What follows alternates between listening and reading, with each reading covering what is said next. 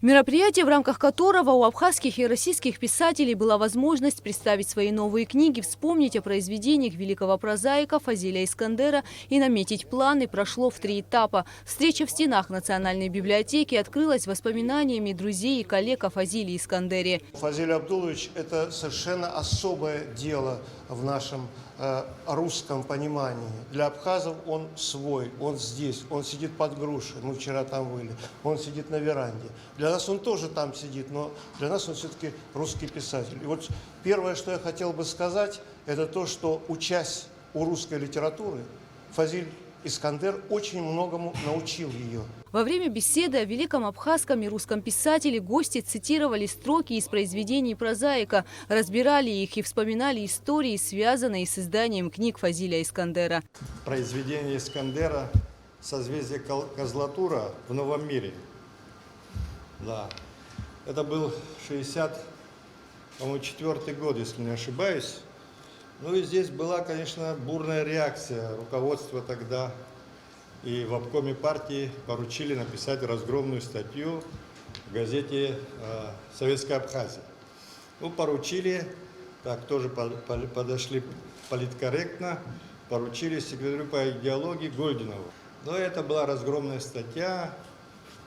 И вот тогда отец мой написал в «Новый мир» в поддержку Фазиля Искандера. У меня до сих пор есть этот журнал «Новый мир», где он как раз говорил о том, что все, о чем пишет Фазиль Искандер, это реальность. Как отмечали участники встречи, благодаря произведениям Фазиля Искандера Абхазией стали интересоваться во всем мире, а в Краснодарском институте культуры даже планируют ввести такой предмет, как искандероведение.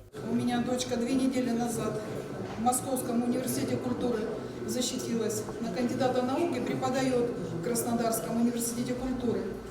Я думаю, что моя мечта осуществится, и в Краснодарском университете культуры появится предмет, с помощью дочки, появится предмет под названием «Искандероведение».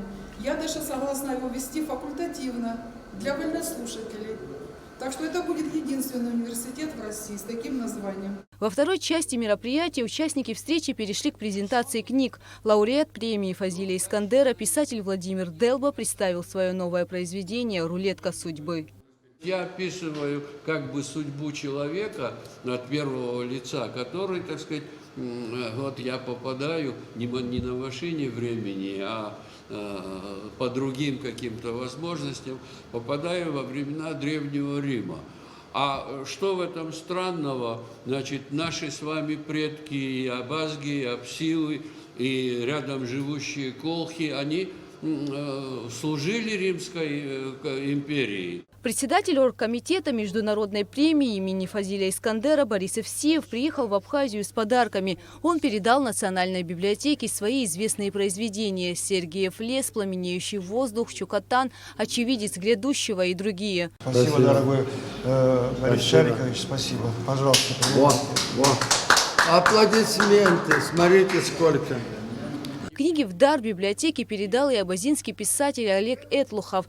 На мероприятии также присутствовал руководитель представительства Россотрудничества в Абхазии Вадим Чеха, который вручил гостям памятные подарки. Встреча в Нацбиблиотеке завершилась круглым столом. Абхазские и российские писатели обсудили перспективы дальнейшего сотрудничества. Гугуца Вардания, Михаил Братухин, Абхазское телевидение.